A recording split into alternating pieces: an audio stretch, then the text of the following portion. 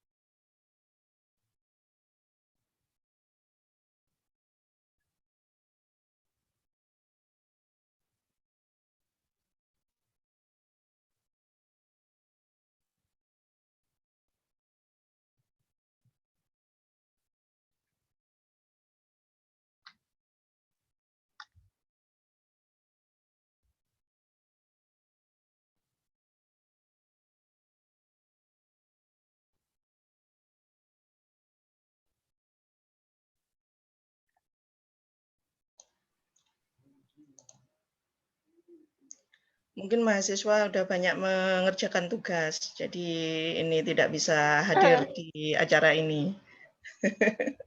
Ya, Mem, sudah keluar uas-uas. Banyak sekali yang harus dilakukan. Ya, proyek-proyek sudah menunggu ya, Mem. Iya, salah satunya dari saya. Iya, Mem. Slide-nya aman, Mem, bisa digerakin. Sudah saya ini sih bagi, bisa dilihat atau enggak? Bisa sih, Mem, mungkin boleh coba digeser dulu, siapa tahu freeze. Oke. Bisa ya? Oh ya, it's Ya, moving. sip. Ya, Mem. Sip.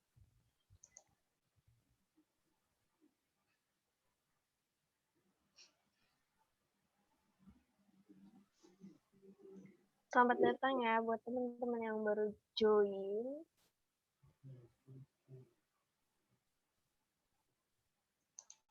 Ouch, keliru lagi.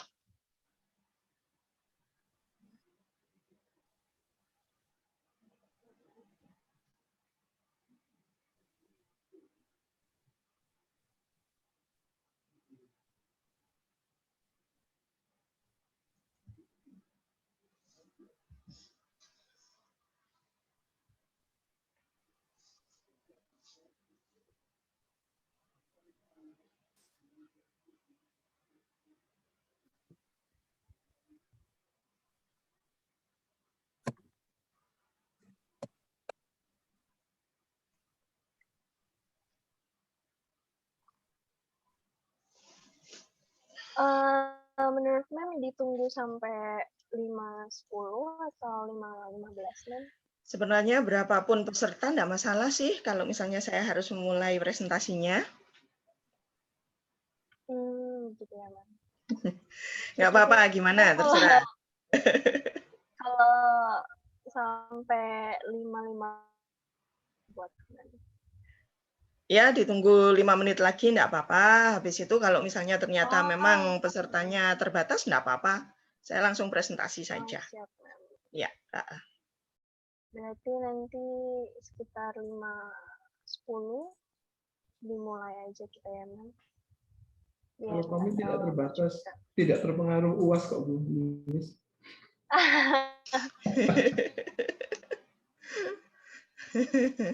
Bentar mungkin ya.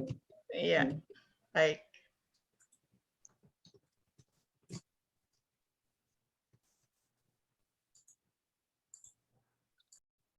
Kawan, apa kabar, Pak?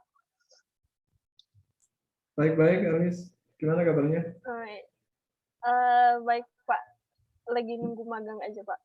Oh, oke. Sebentar ya.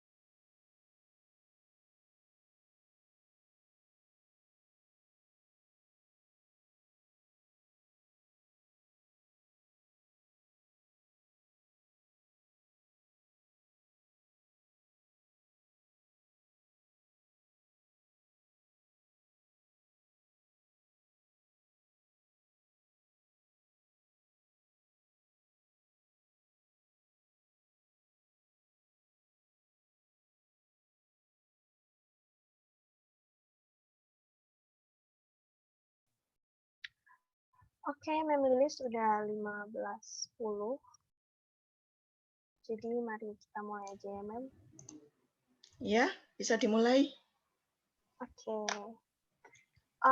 Selamat sore, selamat datang kepada Bapak Ibu dosen serta teman-teman sekalian. Terima kasih telah menyempatkan waktu untuk berpartisipasi dalam kegiatan Forkomil Fakultas Bahasa dan Seni pada hari ini, Kamis 10 Juni 2021. Perkenalkan, nama saya Elis yang akan menjadi moderator pada sore hari ini. Sebelum kita memulai acara ini, mari kita berdoa terlebih dahulu agar acara kita diberikan kelancaran. Berdoa dengan agama dan keyakinan masing-masing dipersilahkan. Berdoa bisa dimulai.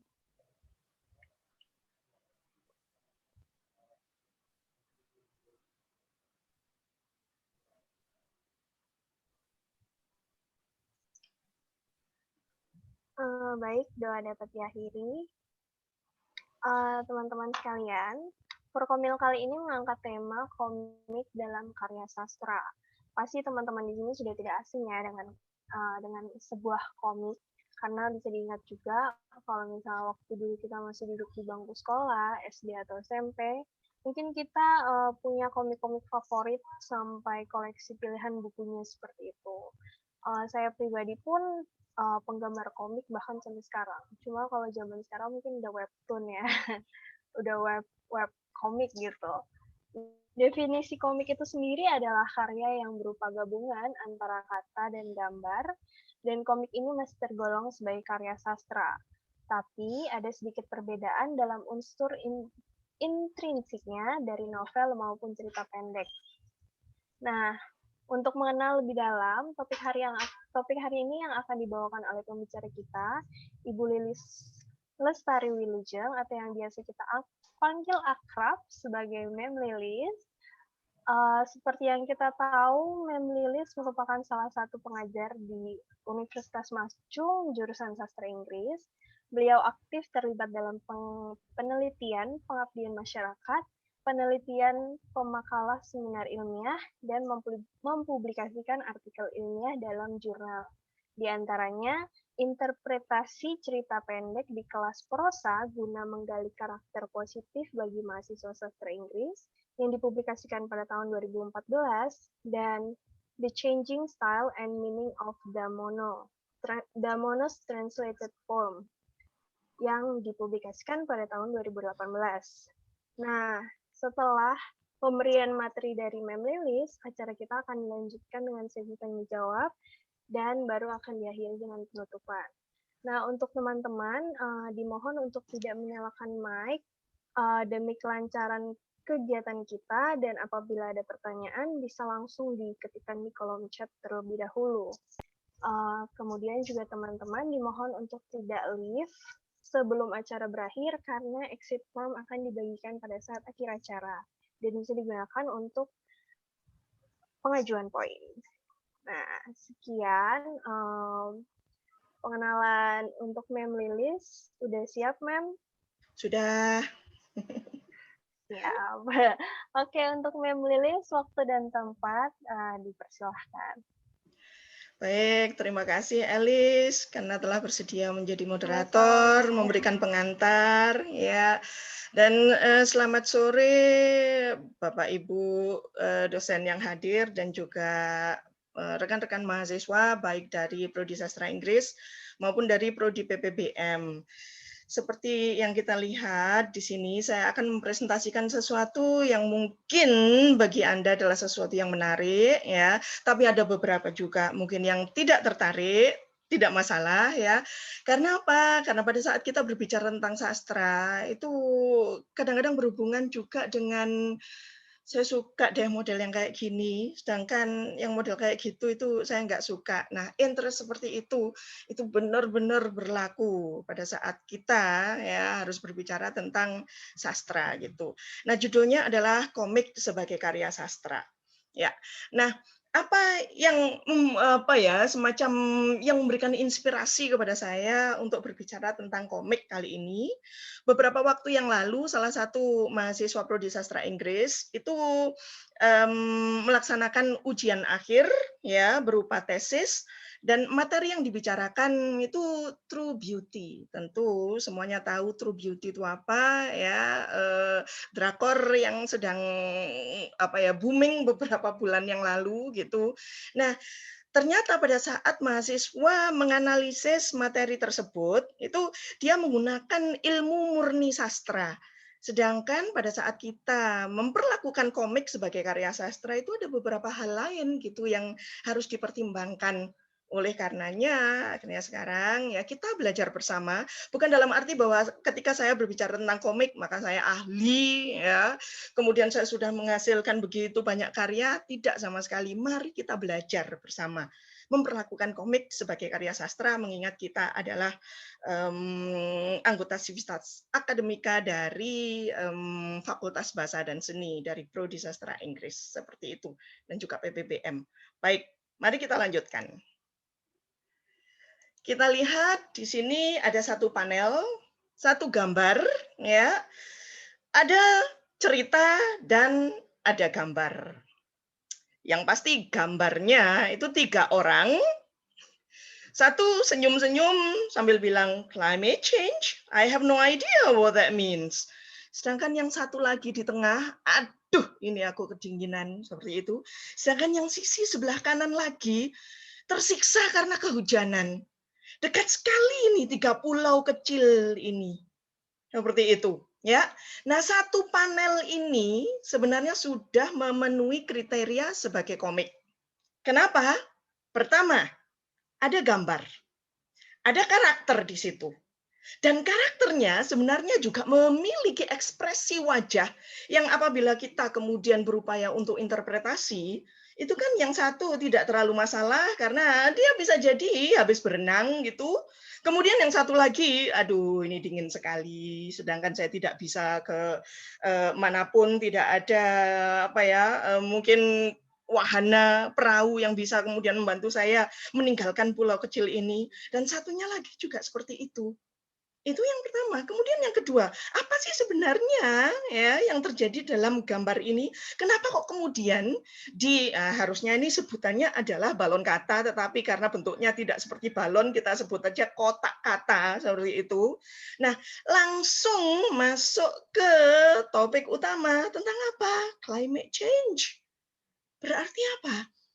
Komik ini ya berusaha untuk mengkritisi apa yang manusia telah lakukan terhadap bumi, sehingga kemudian manusia juga yang harus tersiksa dengan apa yang telah mereka lakukan.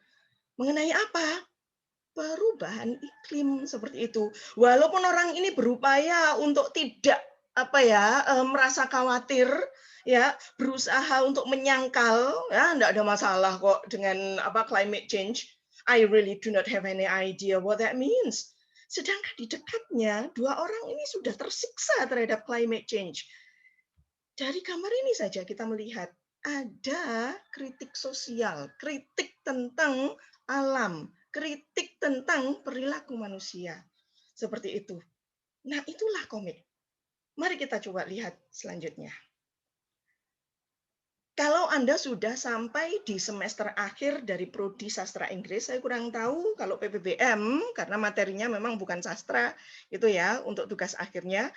Kalau Anda sudah sampai di semester 7 dan semester 8, berarti Anda harus mulai berpikir, ya, kira-kira saya ingin mengkaji apa? Saya ingin menghasilkan apa? Pilihan sekarang cukup banyak.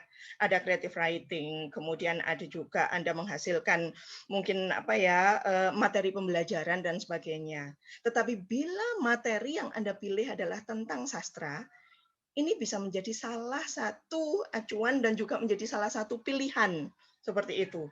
Mari kita bandingkan kajian prosa, film, dan komik. Sebentar.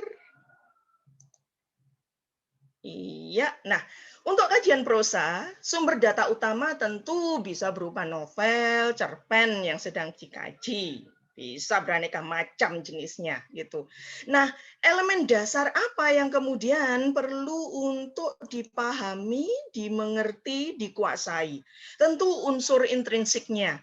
Antara lain plot, tema, tokoh dan penokohan, latar cerita, atmosfer, sudut pandang, dan lain-lain. Pilihan kata bisa jadi ya seperti itu, serta berbagai unsur ekstrinsik. Karena apa? Setelah kita berupaya untuk mengerti unsur intrinsik, seringkali kita kemudian lari menghubungkan dengan ilmu yang lain, psikologi, contohnya. Kemudian apa yang terjadi di masyarakat, bisa jadi sociological approach atau mungkin historical approach, dihubungkan juga dengan latar belakang penulisnya, sehingga pendekatannya selain memang unsur intrinsik atau struktural seperti itu, maka kita berupaya juga untuk melihatnya berdasarkan biografi, ya, sehingga studinya adalah biographical analysis kah atau biographical study seperti itu.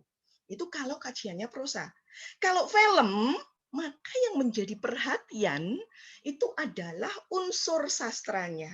Karena saya yakin film itu kan dimulai dengan penulisan skenario. Nah, pada saat memunculkan skenario, menyusun skenario, pasti di situ juga ada tokoh serta penokohannya. Di situ ada alur, kemudian difikirkan juga kira-kira nanti settingnya, latarnya seperti apa dan sebagainya. Itu unsur sastranya.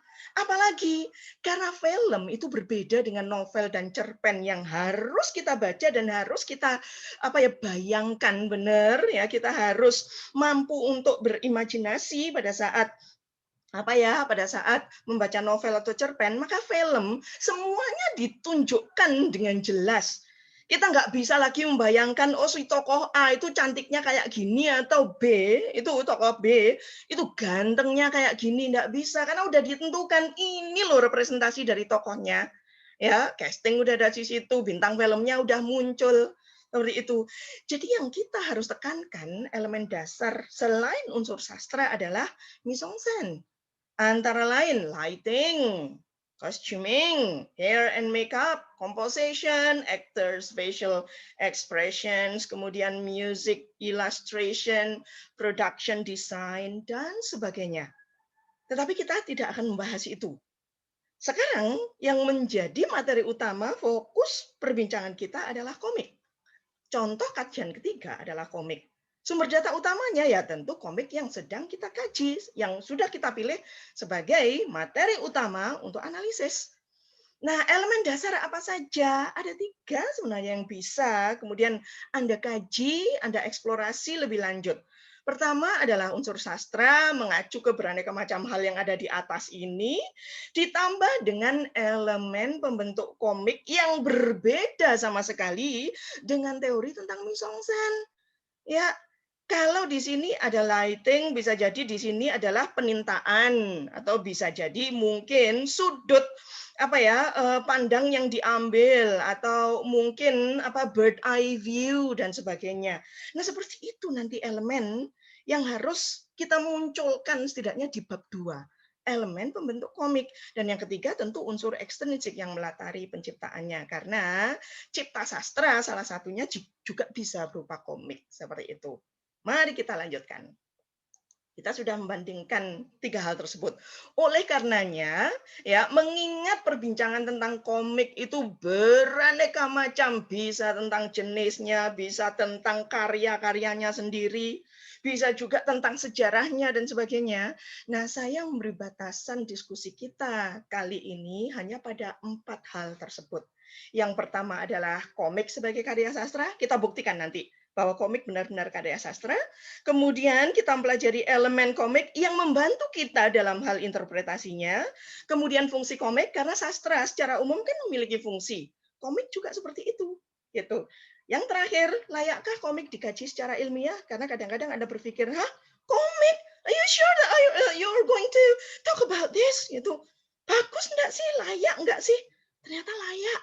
Nanti saya akan sebutkan beberapa contoh analisis atau kajian yang telah dilaksanakan oleh beberapa penulis, termasuk oleh Diah Ayu Purbasari, seperti itu, yang sudah saya sampaikan tadi di awal. Baik, ini ringkasannya.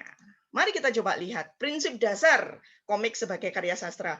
Kita mulai dulu deh dari definisi kayak gitu, karena biasanya batasan-batasan dari apa yang kita maksud tentang istilah tertentu itu dari definisi.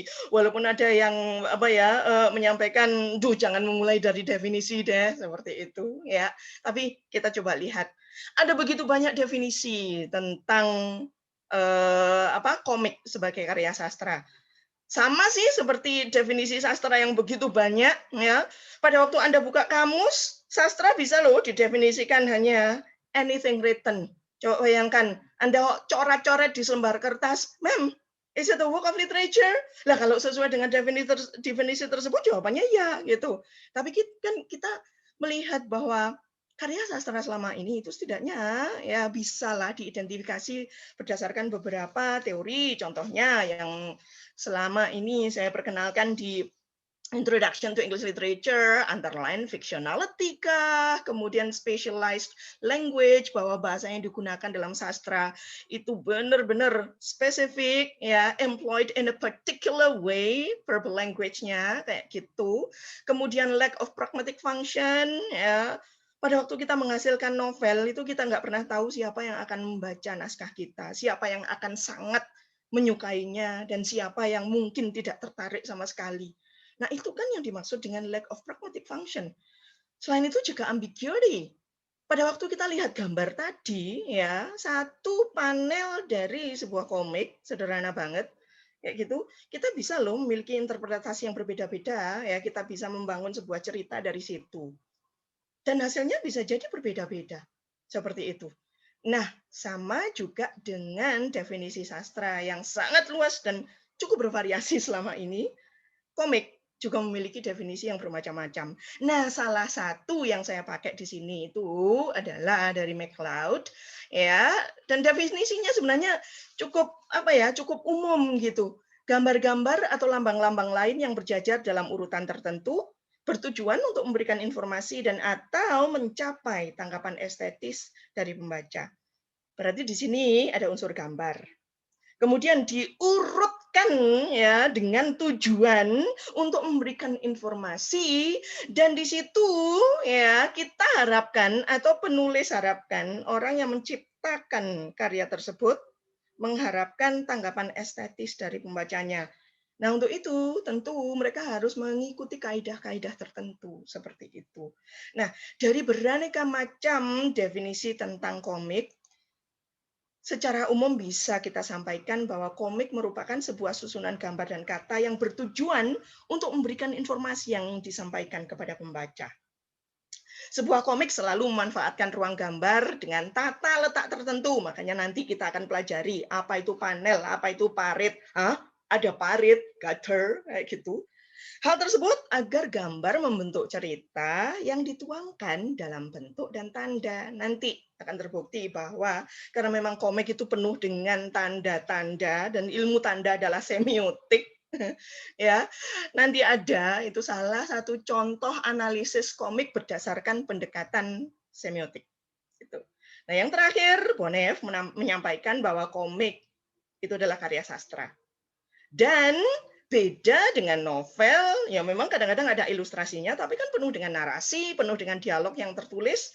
Nah, kali ini ya komik adalah karya sastra bergambar.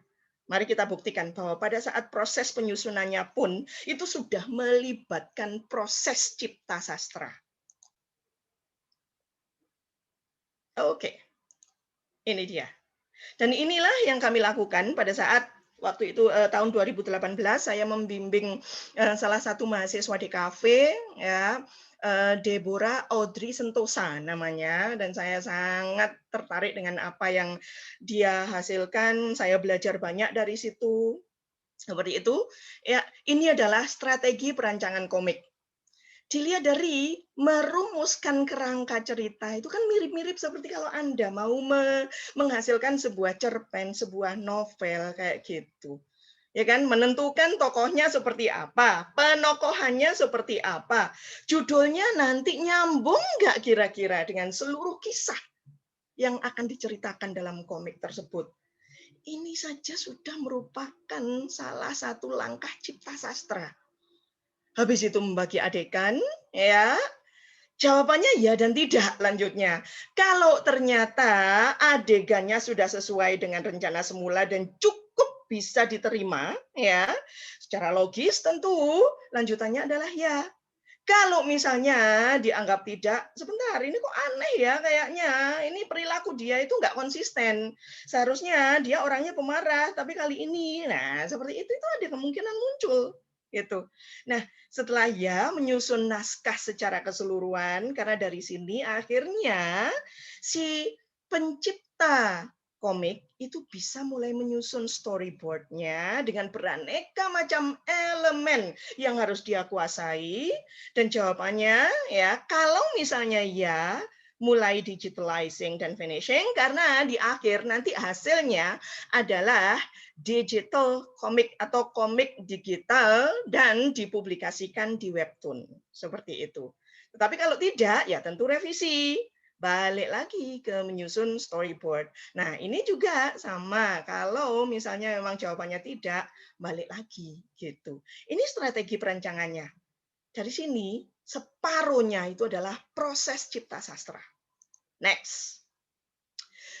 Ini bahkan alurnya, jadi setelah merumuskan kerangka cerita, alur, karakter, ya, tokoh beserta penokohannya, kemudian satuan adegannya, karena kan mirip-mirip drama di sini. Cuman kalau drama itu kan sangat dinamis, orangnya melakukan aktivitas benar-benar berakting on stage kayak gitu. Tetapi kalau di di komik itu kan orang harus pinter banget melukiskan supaya ada dua orang di situ. Kan nggak bisa dan nggak menarik sama sekali kalau yang diambil hanya satu angle saja. Kadang-kadang nanti menggunakan panel yang berbeda-beda dan ya yang diambil itu bisa jadi berupaya untuk menampilkan yang cukup wajahnya saja karena wajahnya cukup sedih atau apa. Nah, seperti itu. Makanya setelah merumuskan kerangka cerita beserta segala hal yang ada di dalamnya, mulailah penciptanya menyusun storyboard atau name atau sketching, ya membuat sketsanya. Dia harus memperhatikan elemennya antara lain panel, sketsa, ilustrasi dalam panel serta dialog dalam balon kata. Dan untuk balon kata itu ada beraneka macam nanti. Ada yang berbisik-bisik harus dilukiskan seperti apa, ada yang menjerit-jerit, kemudian ada juga bisa jadi ya dengan tegasnya ngomong kepada orang lain, terus percakapan atau dialog normal itu seperti apa gitu. Ya, itu masuk di proses penyusunan storyboard, name dan sketching. Lanjutannya adalah finishing, ya, penintaan, pewarnaan, publishing dan eksibisi. Ini murni bukan materi sastra, tetapi materi DKV, kayak gitu. Makanya saya sangat menghargai apa yang dilakukan oleh Audrey Deborah karena dia berupaya untuk mempersatukan, mengkombinasi dua keilmuan yang berbeda kayak gitu, sehingga dia bisa menghasilkan satu webtoon komik seperti itu yang berjudul Scrambled Egg gitu. Oke, ini bahkan alurnya jelas terlihat ada cipta sastra. Lanjut. Nah, apa itu elemen pembentuk komik yang harus diperhatikan oleh mereka-mereka yang tertarik untuk menganalisis komik? Pertama, ada dua hal di sini ya yang ada dalam sebuah komik. Ceritanya, sisi sastranya, dan yang kedua, tekniknya, cara penggambarannya berupa materi visual seperti itu. Nah, untuk cerita atau narasi ya bisa berhubungan dengan alur cerita atau plotnya, tokoh dan penokohan, latar cerita, tempat, waktu, latar belakang masyarakatnya dan sebagainya. Ada tema juga, ada atmosfer.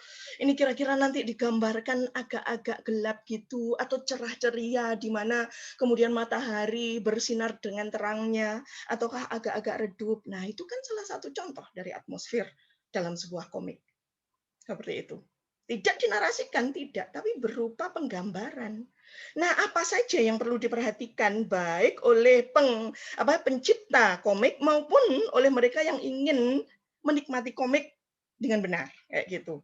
Pertama adalah panel, yang kedua sudut pandang dan ukuran gambar dalam panel, ada parit juga atau sela panel, balon kata, bunyi huruf, sound lettering, ilustrasi. Nah, cerita di sini saya beri tanda warna merah karena ini berhubungan erat dengan apa yang saya sampaikan di sini.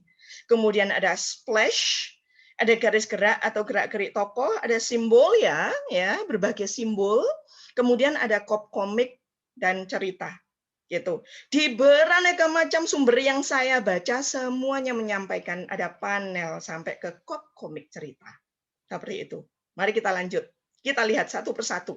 Kita nggak akan berbicara tentang hal ini lagi karena khusus untuk mahasiswa sastra Inggris itu ada beraneka macam ya mata kuliah, kelas yang membahas tentang ini. Anda sudah menguasai semua. Tetapi bisa jadi Anda belum terlalu mengenal ya elemen untuk komik berupa gambar atau visual ini. Mari kita lihat satu persatu. Kalau tampilkan dalam sebuah komik, maka ini semua adalah contoh dari elemen pembentuk komik. Ada komik, panel, parit, balon kata, dan sebagainya. Sebenarnya dari sini saja, itu presentasi sudah selesai, seolah-olah seperti itu. Tapi mari deh kita lihat satu persatu. Gitu. Nah, panel. Apa itu panel? Panel adalah kotak yang berisi ilustrasi dan teks yang nantinya membentuk sebuah alur cerita. Panel merupakan representasi dari kejadian-kejadian utama dari cerita ya yang terdapat dalam komik. Panel itu digunakan sebagai petunjuk umum untuk waktu dan ruang yang terpisah. Jadi kalau misalnya dalam drama ada mungkin act berapa, scene berapa, atau kalau misalnya dalam novel itu kadang-kadang dari satu event ke event yang lain itu ada pengantar narasi. Nah, panel lah yang berfungsi sama dalam sebuah komik. Seperti itu. Jadi panel yang berbeda akan menuntun kita untuk berimajinasi mengenai peristiwa yang sedang dilukiskan oleh pencipta komik. Dan bingkai panel itu bisa berbentuk kotak yang konvensional, bisa juga bundar, bisa juga tidak beraturan, tergantung dari apa yang diinginkan oleh komikusnya. Apa contohnya? Ini dia. Jadi kotak yang ada di sini, inilah yang disebut panel. Jadi di satu halaman ini ada setidaknya 4 panel. Biasanya cara membaca sebuah komik ya, kalau panelnya seperti ini ya, konvensinya adalah dari kanan ke kiri, dari atas ke bawah. Seperti itu. Jadi ini panel pertama, ini panel kedua, ini panel 3, dan yang ini adalah panel 4. Implementasinya gimana? Mari kita coba lihat. Ini panel pertama, berarti begitu kita buka halamannya, ini dulu dong yang dibaca. Terserah sih Anda mau seperti apa, mungkin gambar yang ini jauh lebih menarik, tapi mau nggak mau, kalau Anda ingin benar-benar ya alur ceritanya runtut, ya tentu harus diikuti dari sini. Gitu. Ya, setelah 1, arah kiri ke kanan, berarti ini 2. Walaupun kadang-kadang hal ini agak membingungkan. Wait a minute, ini sebenarnya 1, 2, 3, 4 atau 1, 2, 3, 4. Ternyata berdasarkan teori, arah kiri ke kanan, habis itu kemudian ke bawah. Jadi 1, 2, 3, 4, dan yang ada di sini ada splash, agak besar bila dibandingkan dengan yang lain, itu yang nomor 5. Itu adalah panel. Dan itu membantu kita untuk benar-benar mengerti bahwa dalam panel ini yang ditekankan adalah si bapak berbicara. Kemudian yang ini bisa jadi, ekspresi entah marah atau apa, seperti itu. Gitu. Lanjut. Yang kedua, setelah panel adalah sudut pandang dan ukuran gambar dalam panel. Ini menarik sekali.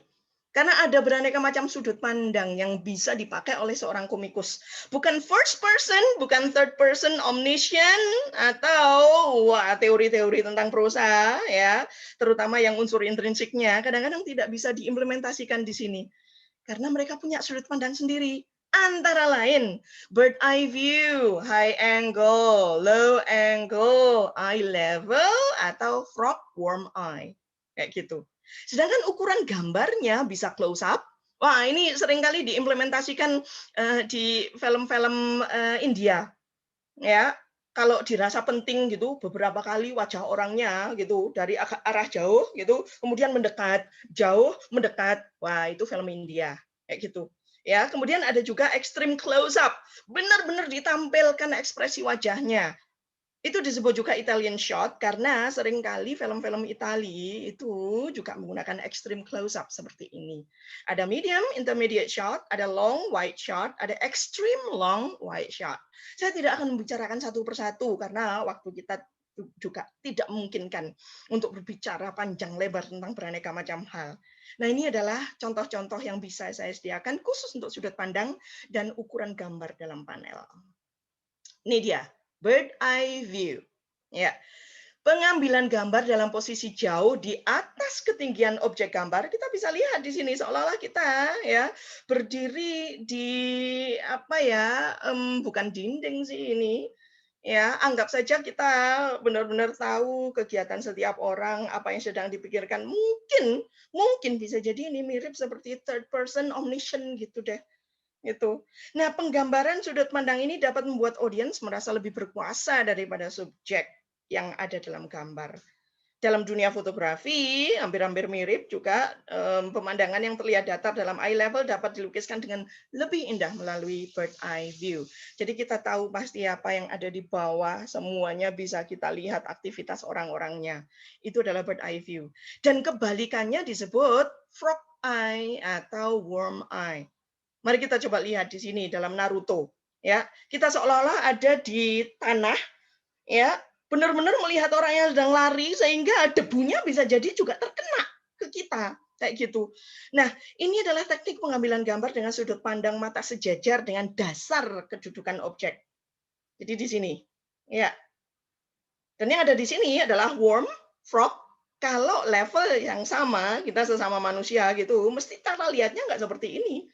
Mesti kita memandang wajah kayak gitu. Tapi ini kita lihat dia berlari dan kemudian ada tambahan seolah-olah karena cepat larinya ada benda-benda yang kemudian berterbangan, debu-debu berterbangan seperti itu, ya. Nah, sudut pandang ini membuat objek yang digambarkan terlihat lebih besar, seakan memegang suatu kuasa dan kekuatan sehingga audiens akan merasa lebih lemah walaupun objeknya sebenarnya bukan sesuatu yang menyeramkan, tapi kita bisa membayangkan dia lari sampai di tengah-tengah dan kemudian debunya banyak sekali terkena ke wajah kita yang ada di bawah itu. Seperti itu. Itu adalah frog worm eye. Sudut pandang. Sedangkan untuk ukuran gambar atau frame size itu dikemas berdasarkan kebutuhan adegan yang ditampilkan. Karena masing-masing gambar memiliki maksud maupun makna tertentu. Mari kita coba lihat contohnya. Ini dia. Ini adalah contoh dari extreme close-up. Ya, kita bisa lihat karakternya, kemudian kita bisa lihat bahwa dari sudut matanya itu dia tidak merasa gembira dengan apa yang sedang dia hadapi dan bibirnya itu jadi menipis seolah-olah dia apa ya hati-hati ya model kayak gitu ya. Ini adalah extreme close up. Kalau yang close up agak-agak ke belakang, rambut masih terlihat, dada masih terlihat seperti itu. Nah, untuk long atau wide shot, ini adalah contohnya. Seluruh objek dalam gambar terlihat. Contoh dari frame pertama itu wide shot, sedangkan frame 2 adalah full shot. Ya.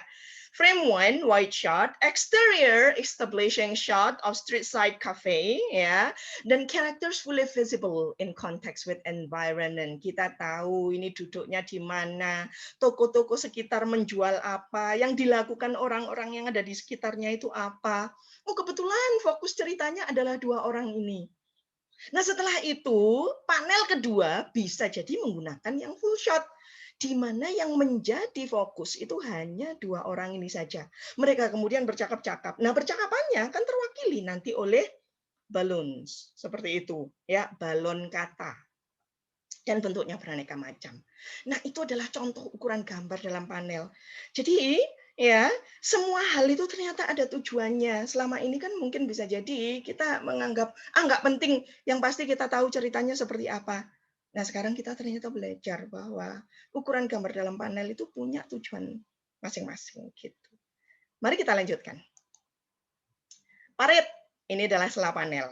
Ini panelnya, panel 1, 2, 3. Ini adalah paritnya, sela panel. Parit merujuk pada ruang di antara panel yang menimbulkan imajinasi pembaca. 2 gambar atau 3 gambar yang terpisah dalam panel diolah pembaca untuk menjadi sebuah gagasan yang sesuai dengan interpretasi pembaca itu sendiri. Coba bayangkan, ini kan ada 2 orang bercakap-cakap. Apa kamu benar, Jung? Apa kamu benar, Jung yang aku kenal? Benar-benar seperti anak kecil. Jadi kamu benci aku. Nah, seperti itu. Nah, di sini itu sama seperti kalau kita nonton film, ya. Semula yang digambarkan itu adalah 2 orang, ya, yang direkam dari jauh. Kemudian, ya, bisa jadi, ya, sutradaranya mengambil, ya, semacam apa ya, fokus ke wajah dari salah satu pelakunya sehingga kita tahu pasti ekspresinya seperti apa. Dan dia kemudian lanjut, oh ekspresi yang satunya lagi kayak gini, kayak gitu. Nah ini menuntun kita untuk membayangkan peristiwa apa sih yang dialami oleh 2 orang ini. Secara bergantian kita bisa melihat ya perubahan ekspresi dan sebagainya. Dan itu adalah fungsi parit. Gitu. Lanjut. Nah ini balon kata. Bermacam-macam. Ada yang normal speech, ada yang normal speech vertical. Kalau yang ini bisa jadi mungkin yang horizontal, model kayak gitu. Terus kalau yang ini agak panjang, daripada kemudian menghabiskan space kayak gitu, diubah atau being treated in such a way, model kayak gitu, sehingga dibagi menjadi 2 tapi tidak benar-benar terbagi, jadi ada jeda sedikit kayak gitu. Speech in bla bla bla 2 parts itu boleh seperti ini. Atau kalau daydreaming itu model yang ada gelembung-gelembungnya gini ya, daydreaming or happy thoughts. Kalau caption or narration biasanya berupa persegi panjang kayak gini, kotak ya. Kemudian whispering itu ya balloons, tapi kemudian di pinggirnya itu putus-putus, ada garis putus, itu berarti berbisik. Hey, I want to. Wah, seperti itu. Sedangkan kalau weak or fading speech, merasa nggak yakin dengan apa yang disampaikan, itu agak bergelombang kayak gini, agak ragu kayak gitu.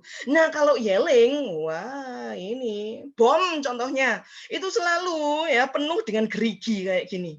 Ya, itu adalah balon kata. Dan kita jadi bisa membayangkan orang ini sedang marah kah? Orang ini sedang berbicara secara normal atau bagaimana? Seperti itu. Itu balon kata. Lanjut.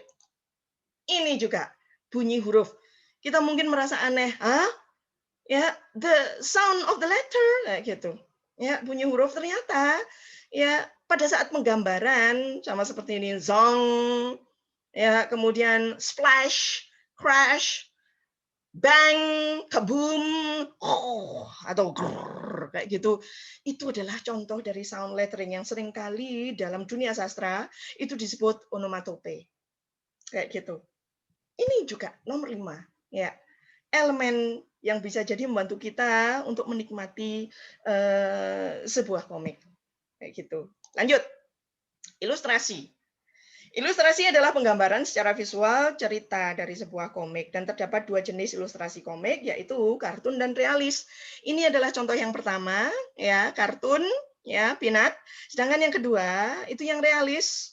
Ya, kalau kartun itu tanggapan lucu dalam citra visual. Jadi kita bayangkan di sini kalau disesuaikan dengan mungkin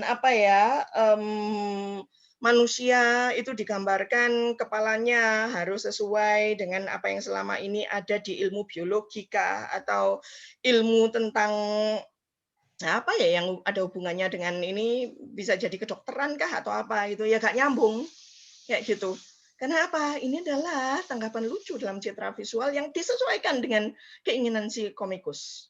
Seperti itu. Tetapi untuk yang realis itu dibuat mirip dengan manusia atau objek aslinya. Itu ilustrasi. Lanjut.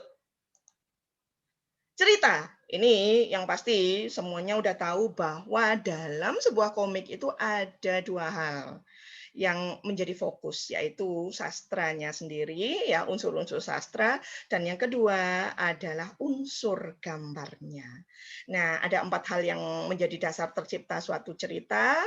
Dan yang menarik perhatian orang, yang pertama adalah aktualitas, bahwa apa yang disampaikan itu cukup aktual, kemudian proximitas, tidaknya ada kegunaannya, ya, bisa jadi memberi pandangan tentang politik atau bisa jadi pesan moral, model kayak gitu. Human interest juga, ya. Halo? Do you want to ask me question? Ada yang mau ditanyakan? Baik, saya lanjut dulu ya. Nah, human interest itu berhubungan dengan masalah yang mampu menyentuh batin kemanusiaan. Tapi ini juga sangat relatif. Ada yang suka tentang mungkin kisah cinta kah, atau bisa jadi yang ada hubungannya dengan sejarah dan sebagainya. Yang terakhir adalah kelangkaan. Di sini harus ada sesuatu yang baru, berbeda dari apa yang disampaikan oleh orang lain, sehingga dianggap langka, dianggap khas, berbeda sama sekali dari apa yang sudah disampaikan dan yang sudah diciptakan oleh orang lain. Nah, itu mengenai cerita. Lanjut. Splash. Ini dia contoh dari Splash. Splash itu adalah panel yang menampilkan ilustrasi gambar dan teks dengan komposisi lebih besar dibanding yang lain. Dari dua contoh yang saya sebutkan di sini itu ada splash yang berbeda-beda. Ini adalah contoh splash halaman sekaligus splash panel.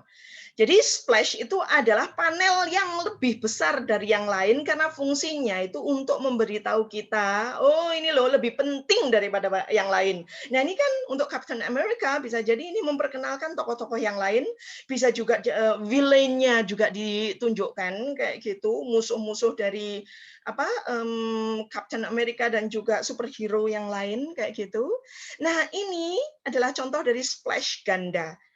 Panel komik yang terdiri dari dua halaman yang digabung menjadi satu. Tujuannya untuk mendramatisir pesan cerita.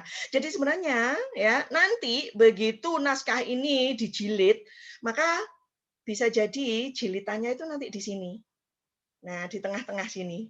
Makanya ini disebut splash ganda. Panel yang muncul di dua halaman, ya. Panel terbesar inilah yang disebut splash, ya gitu. Baik. Next, garis gerak.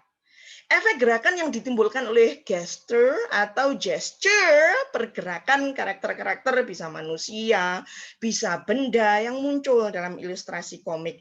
Jadi garis gerak berfungsi mewakili gerakan dari sebuah objek sehingga terlihat lebih dinamis kayak gitu, baik itu gerakan cepat maupun gerakan lambat. Nah, di sini bisa kita lihat, wuss kayak gitu, mobilnya kayak berjalan, wah benar-benar ngebut. Itu orang ini juga sampai terlihat ya ini kayak bionic woman atau bionic man, taneng. Saya ingat waktu kecil dulu itu pada waktu ada film bionic woman itu mesti taneng, larinya dibuat lambat, benar-benar kelihatan powerful model kayak gitu. Nah ini kan salah satu contoh penggunaan efek gerak kayak gitu ya. Oke, lanjut. Next. Menarik sekali simbol ya. Anda terbiasa lihat ini? Siapa namanya? Tokoh yang ada di sebelah kanan atas. Ini dari komik yang sangat terkenal. Ada yang tertarik untuk menjawab? Siapa? Kapten siapa? Dari Tintin. Kapten Haddock gitu ya? Very good. Yes, definitely. Nah, ternyata seringkali penulis komiknya itu menggunakan simbolia atau symbols, model kayak gitu. Representasi ikon yang digunakan dalam komik dan kartun yang tervisual dalam benda-benda ataupun huruf. Dan wujud simbolia dalam komik itu bermacam-macam. Antara lain, kalau berkeringat dingin model kayak gini, atau pusing kayak gini, itu ada sebutan sendiri-sendiri. Nah, khusus untuk yang berkeringat karena bekerja keras, atau bisa jadi mungkin stres, kayak apa yang dilakukan oleh Tintin ini, itu sebenarnya plutes. Ya, plutes. Sedangkan yang ini agak-agak pusing, aduh, kayak gitu, tiung, model kayak gitu. Itu squeens, pusing, sakit. Sedangkan emanada itu adalah orang yang kaget. Nah, ini contohnya. Hah? Mungkin kayak gitu. Itu diungkapkan dengan adanya garis-garis melingkari kepala kita, model kayak gitu kan seperti terhenyak, model kayak gitu, ya. Brevets itu pergeseran tempat karakter secara mendadak dari tempat semula. Nah, ini sebenarnya whoosh, ya, contoh dari Brevets dan Heights. Sedangkan yang ini adalah apa yang dilakukan oleh Kapten Haddock ini, penuh dengan sumpah serapah. Tapi kan nggak mungkin menulis semuanya kayak gitu. Jadi model kayak gitu. Itu grolexis namanya, perasaan tidak hormat, tidak senang, kata-kata yang tidak karuan yang bernada kasar. Kalau kita melihat ini, kita udah melihat, wah gusar dia, benar-benar marah dia. Nah, udah kayak gitu. Ya, oke. Sekarang yang terakhir, komik atau cerita. Dan ini adalah bagian dari halaman komik yang berisi judul dan nama pengarang. Mari kita coba lihat. Ini sebenarnya juga berupaya untuk mengkritisi orang-orang yang duduk di gedung ini loh. Hehehe, di April Mop ini gue berhasil bohongin 5 orang, Jok. Ya elah, gitu aja. Sebagian besar penghuni bangunan itu udah bohongin satu Indonesia pakai janji palsu. Biasa aja tuh. Nah, kayak gitu. Nah, di sini kemudian ada hehehe. Masalah kita tertawa atau tidak, itu terserah. Tapi ini adalah contoh bahwa karya berupa komik pendek kayak gini ya dari si Juki, ada informasi juga nama pengarangnya ya, Faza Meong kayak gitu, judulnya apa? April Mop kayak gitu. Dikop komik dan cerita. Ini ya, kita juga bisa melihat karya sastra berupa komik ternyata bisa dipakai untuk mengkritisi sesuatu. Kayak gitu. Nah, ini kop komiknya. Ya. Oke, bisa terdiri dari beberapa halaman, bisa juga hanya satu halaman seperti ini. Gitu. Lanjut. Nah, kita masuk ke fungsi komik. Sama seperti karya sastra, sebenarnya fungsi komik itu beraneka macam, tapi saya nggak mungkin menyebutkan semuanya. Saya ingin hanya menyebutkan 3 saja ini untuk sementara. Ya, nanti Anda berusaha untuk mengeksplor apalagi yang lain gitu ya. Nah, ada sarana pemberi informasi dan edukasi. Nanti ada contohnya. Media yang dapat menghibur penikmat komik. Saya yakin pada waktu Anda membuka webtoon, itu tidak untuk mengerjakan tugas teaching English to young learners. Saya tahu.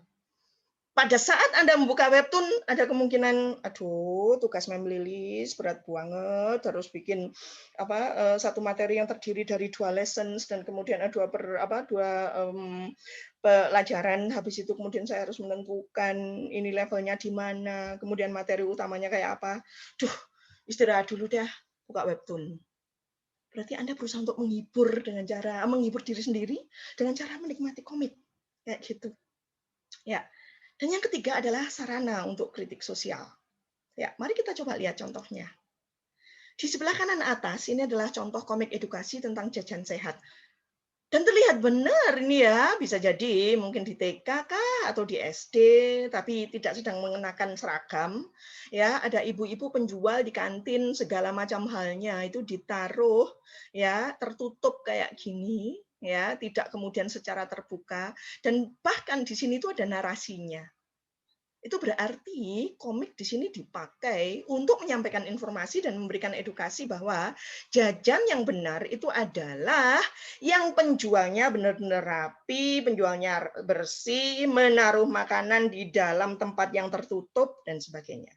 Seperti itu. Sedangkan yang kedua, ini dia True Beauty. Siapa yang tahu nama-nama tokoh yang ada di sini? Im Joo-kyung, Lee Soo-ho, Han So-jun. Sayang banget udah habis itu ya. Harusnya memang ada season 2 atau season 3 model kayak gitu. Ya. Nah, untuk yang ketiga itu adalah kritik sosial tentang apa? Mari kita coba lihat ya. Latarnya ini bisa jadi sebuah restoran gitu kan ya. Ada meja untuk tamu pertama, kedua, ketiga, keempat, dan di sini ya yang benar-benar disediakan beraneka macam hal. Kebetulan makanannya itu dilukiskan berupa uang. Ternyata ada tulisan war. Sedangkan healthcare kosong. Education apalagi. Sciences ini sampai tambal, penuh dengan tambalan ini taplak mejanya. Arts apalagi, aduh kurus kering ini orangnya.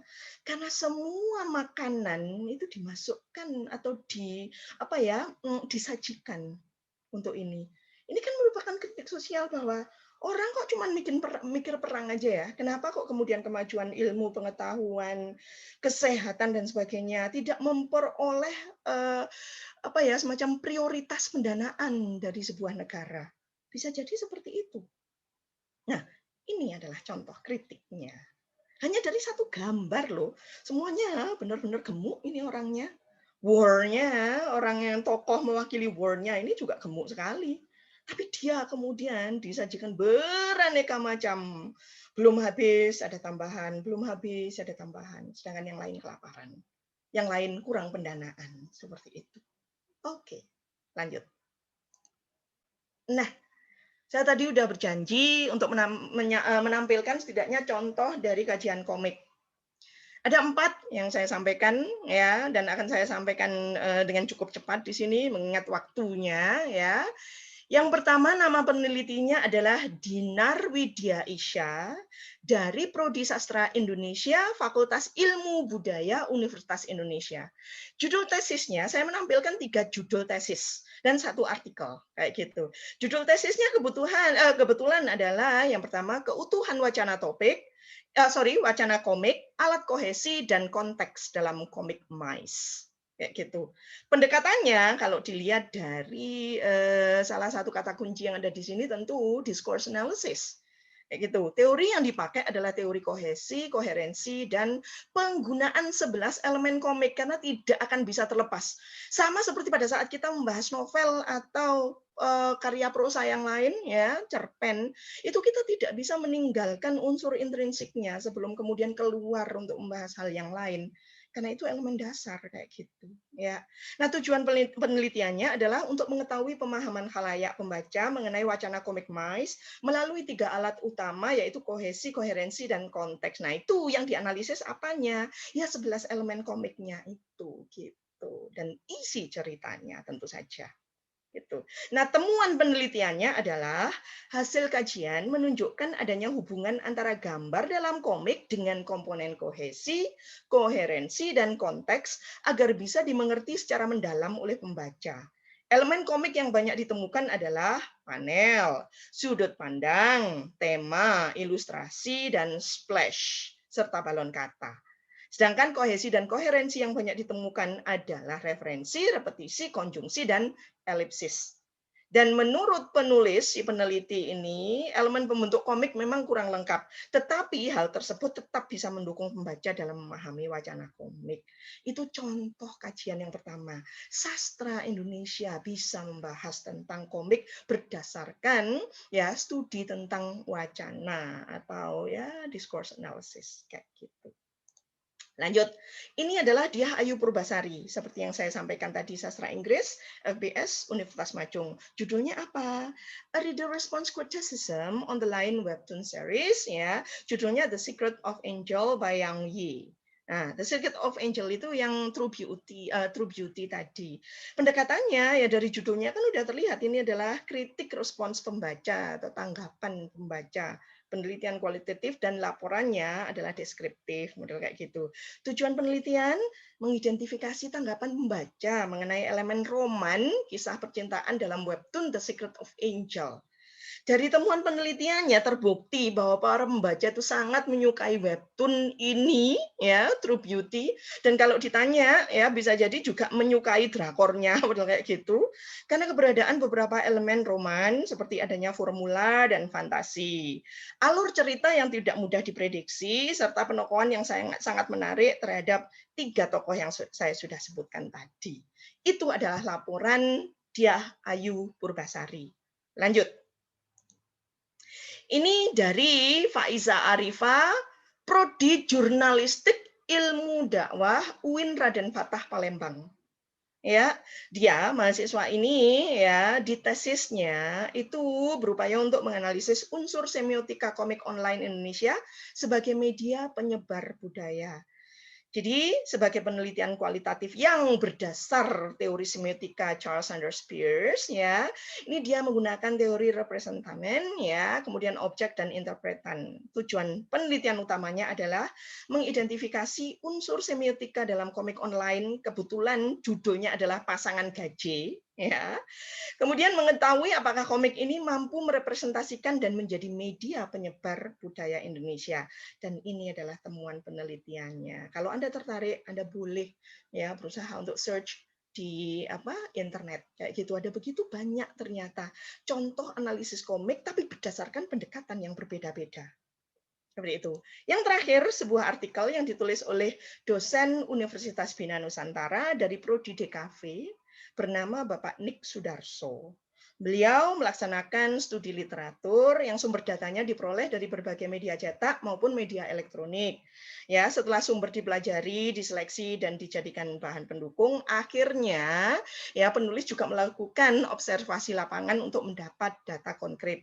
Dan temuan penelitiannya adalah komik sebagai media komunikasi sudah menjadi sarana untuk menyampaikan pesan dalam kehidupan masyarakat luas yang dituangkan dalam bentuk gambar yang dikemas menarik. Dan ada begitu banyak masyarakat yang suka sekali sama komik. Keberadaan komik dahulu dianggap memberikan dampak negatif karena isinya hanya hiburan saja, nggak ada apa-apa yang lain gitu.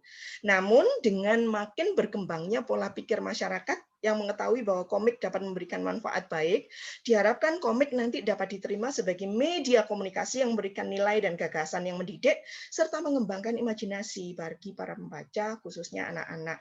Dan Anda coba bayangkan kalau bisa menghasilkan satu komik dan kebetulan menarik ya, kemudian menarik perhatian seorang anggap saja produser film sehingga diangkat menjadi entah film berseri kah atau film biasa seperti itu kan juga sesuatu gitu. Anda bisa memperoleh penghasilan dari situ. Saya melihatnya seperti itu gitu. Jadi tidak hanya memberikan dampak negatif ya. Nah, itu adalah contoh-contoh dari analisis yang dilakukan oleh baik mahasiswa kita sendiri maupun oleh orang-orang yang ada di universitas yang lain, baik mahasiswa maupun dosen kayak gitu. Berarti di bagian ringkasan saya akan menulis layakkah kita melaksanakan kajian dengan menggunakan komik sebagai media utama, sebagai sumber utama? Jawabannya sangat layak. Seperti itu. Dan apa yang saya sampaikan tadi di depan, itu sumber utamanya adalah tugas akhir berjudul Perancangan Komik Digital Edukasi Keluarga Single Parent berjudul Scrambled Egg oleh Deborah Audrey Sentosa. Dan saya juga mengucapkan terima kasih kepada Pak Aditya Nirwana yang selama ini itu membantu saya secara tidak langsung untuk mempelajari perancangan visualisasi komik digital.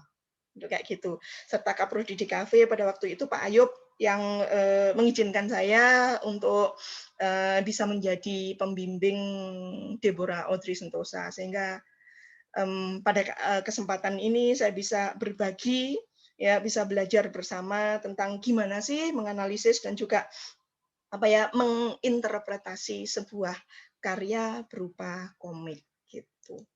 Ini daftar pustakanya ada cukup banyak ya, saya mengambil beberapa gambar juga dari sumber-sumber ini kayak gitu. Dan terima kasih atas perhatian yang diberikan, semoga bermanfaat. Oke. Terima kasih Mem Lilis untuk presentasinya. Topiknya menarik, Mem. Saya pribadi tertarik, Mem. Sangat menyukai topiknya. Saya pembaca webtoon juga. Oke deh teman-teman. Jadi kan ini lumayan bermanfaat ya presentasi dari Mem Lilis. Kita udah belajar tentang komik, mulai dari definisinya, proses pembuatan, elemen pembuatan, terus elemen di dalam komik tersebut juga, terus sampai fungsi dan manfaat-manfaat komiknya. Ini kita bakal buka sesi tanya jawab ya teman-teman. Buat yang mau bertanya, bisa langsung diketik atau bisa langsung open mic juga. Kita tunggu apakah ada yang mau bertanya tentang materi yang sudah diberikan Mem Lilis. Kalau saya pribadi ini sih Mem cukup jelas, luar biasa lengkap. Berupaya untuk ini aja sih, bahwa ada begitu banyak hal sebenarnya yang bisa dibahas gitu di Prodi Sastra Iya, Inggris. benar sekali, Mem. Ini belum ada yang nanya. Jadi dari Mem Lilis, apakah nggak ada tambahan lagi, Mem?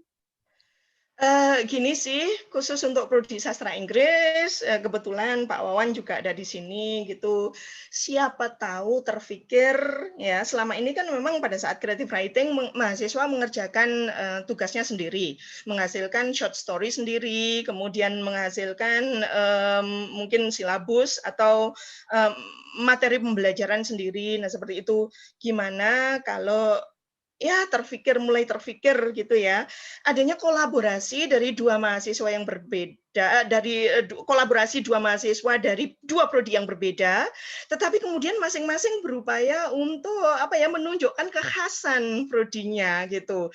Nah, yang satu bisa jadi berupaya untuk menyusun ceritanya, sedangkan yang satu lagi dari DKV gitu berusaha untuk memvisualisasikan karya tersebut kayak gitu, sehingga si mahasiswa prodi DKV bisa melaporkan berdasarkan bidang keilmuannya, sedangkan mahasiswa prodi sastra Inggris juga begitu, gitu bisa melaporkan berdasarkan memang bidang keilmuan sastranya itu gitu. Kok terpikir seperti itu, alangkah menariknya gitu loh. Ya, tapi ya terserah sih, hanya sebuah pemikiran gitu. Oke, Bu, ini udah ada masuk pertanyaan nih, Bu. Dari Pak Wawan sih. Pertama, sejauh ini selain Diah Purbasari, apakah sudah ada yang pernah membahas komik, Bu? Sepertinya sejauh yang saya tahu belum, Pak. Seingat saya loh, terutama yang di bawah bimbingan saya. Dan yang pernah saya uji itu baru Diah Ayu Purbasari. Mungkin karena memang beberapa mahasiswa menganggap bahwa komik itu terlalu remeh untuk diangkat menjadi sebuah sumber utama, digunakan sebagai sumber utama untuk sebuah tesis gitu.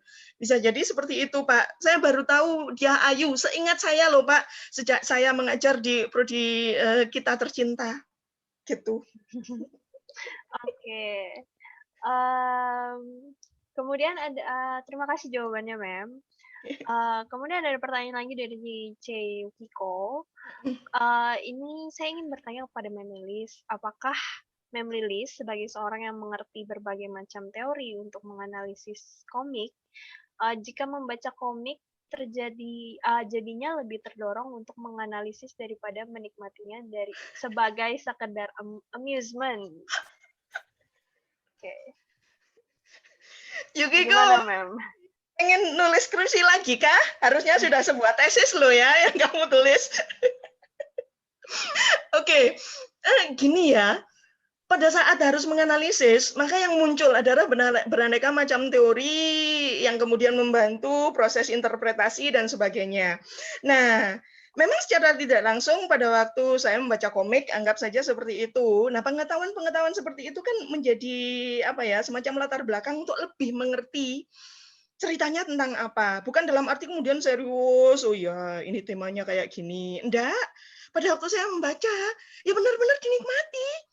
Tetapi ilmu pengetahuan yang sudah kita peroleh itu kemudian membantu kita untuk lebih mengerti, oh ini toh yang dimaksud.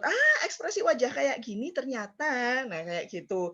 Oh, penintaan kayak gini tuh maknanya ternyata berbeda. Karena menurut DKV, bahkan ada loh teori tentang warna, ada hubungannya dengan sisi psikologis dan sebagainya kayak gitu, dan bisa jadi buat kita itu hal yang baru sama sekali gitu.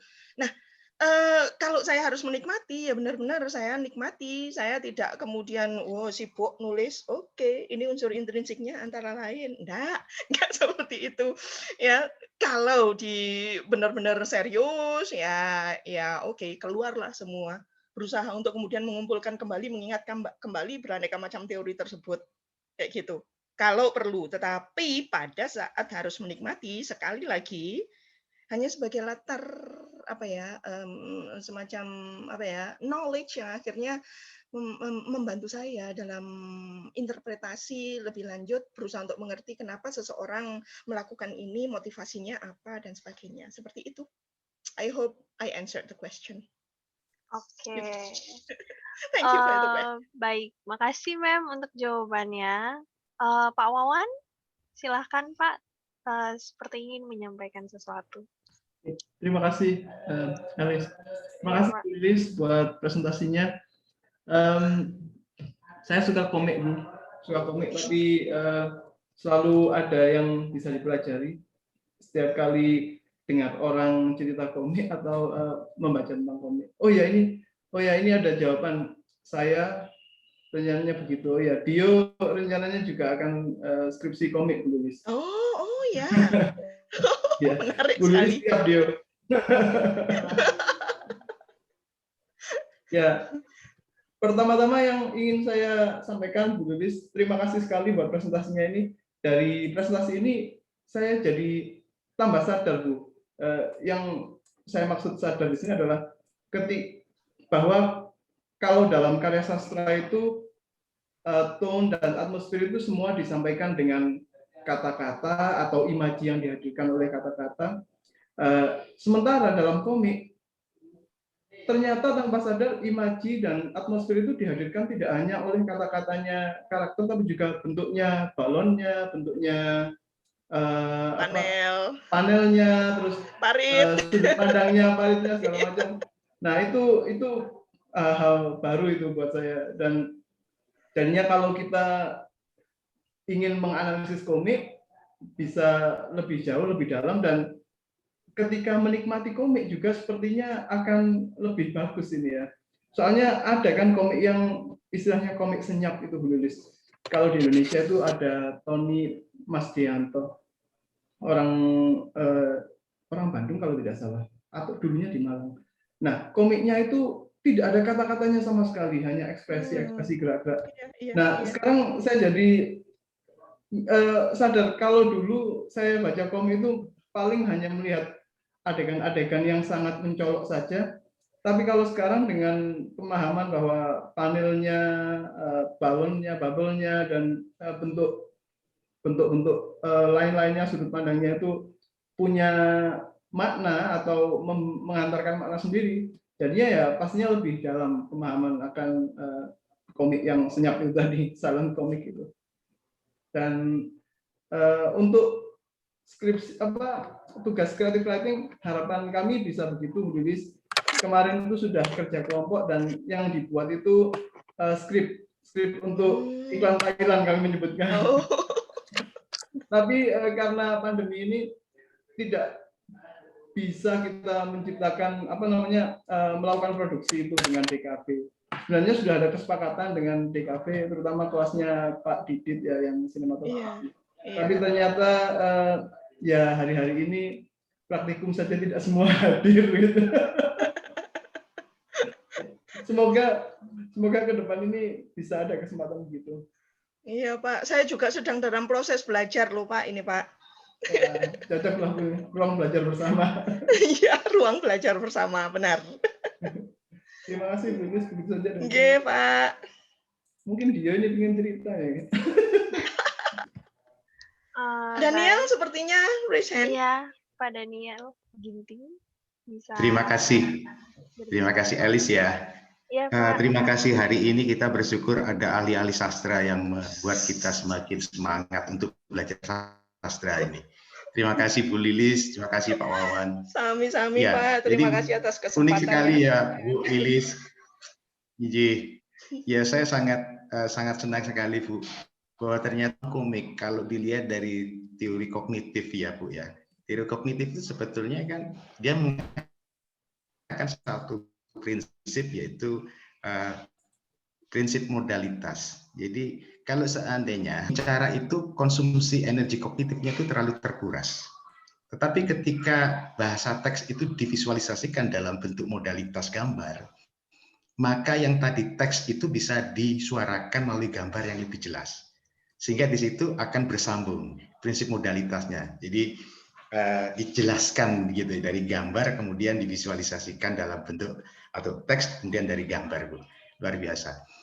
Hanya saja memang kalau kita berbicara soal kedalaman ya, kedalaman sebuah cerita di dalam sebuah komik itu saya membayangkan banyak unsur-unsur yang fun begitu, Bu ya. Kalau yang serius seperti kalau seandainya ceritanya Dostoyevsky dibuat semacam komik itu rasanya kok agak berat ya, Bu ya. Terlalu berat, Pak. Terlalu berat, Pak. Ya saya rasa itu saja, Bu Lilis. Terima kasih sudah diberikan Inggih, pencerahan, Pak. Bu. Terima kasih, Pak. Inggih. Ya, telah bergabung di sini. Inggih. Oke, baik. Terima kasih Pak Ginting. Terus ini ada juga komen dari Pak Wawan. Maaf, tapi salah sebut nama. Nama pembuat silent comic di Indonesia adalah Tony Mas Diono. Judul karyanya Karimata tahun 1890. Ya. Oke. Iya. Yang menulis ada tambahan lain? Tidak. Sudah Baik, cukup. baik. Ya, terima kasih untuk Bapak Ibu dosen yang sudah hadir dan teman-teman sekalian sudah mengikuti kegiatan Forkomil ini dari awal sampai akhir. Jujur, saya baru pertama kali jadi moderator, jadi mungkin banyak gagunya ya.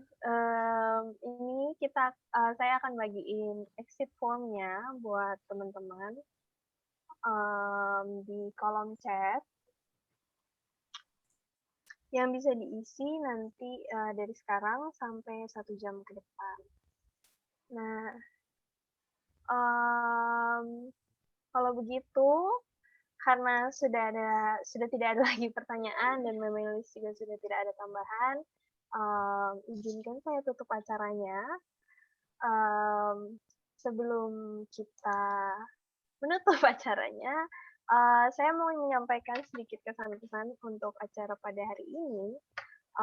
Jadi kita hari ini sudah belajar tentang komik dan sudah ada pertanyaan-pertanyaan juga tentang komik dan saya cukup tertarik sih dengan ide yang disampaikan Mem Lilis kalau membuat project komik dengan DKV.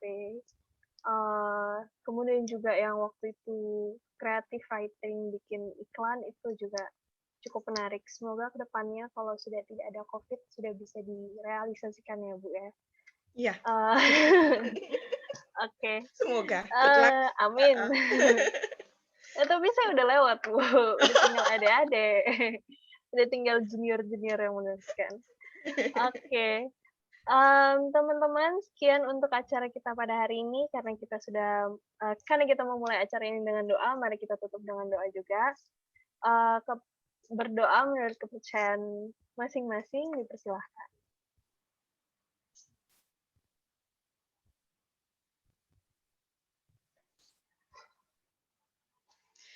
Terima kasih Elis, terima kasih Bapak-bapak, Ibu-ibu dan juga Terima rekan-rekan kasih Bu mahasiswa. Lilis, Inggih. Elis, semuanya yang boleh hadir. Ya, Selamat sore Pak Pak. Wawan, selamat sore Pak. Mari Pak. Saya ikut Forkomil sama ikut sosialisasi dari kampus Pak. Wow, Jadi kuping saya jadi 2 ini. Baik. Bener-bener. Ya, Saya nggak mau ketinggalan Belah Bu Lilis jadi ini. 2 Pak. Mari Bapak Ibu Nggih, semuanya. monggo, saudara monggo. semuanya, Terima ya. kasih sekali lagi. Nggih. Teman-teman jangan lupa isi exit formnya ya kalau mau diklaim poinnya. Terima kasih. Saya Wawan. kasih lo ya bantuannya juga. Saya boleh leave ya sekarang Pak Wawan. Silahkan. Inggih.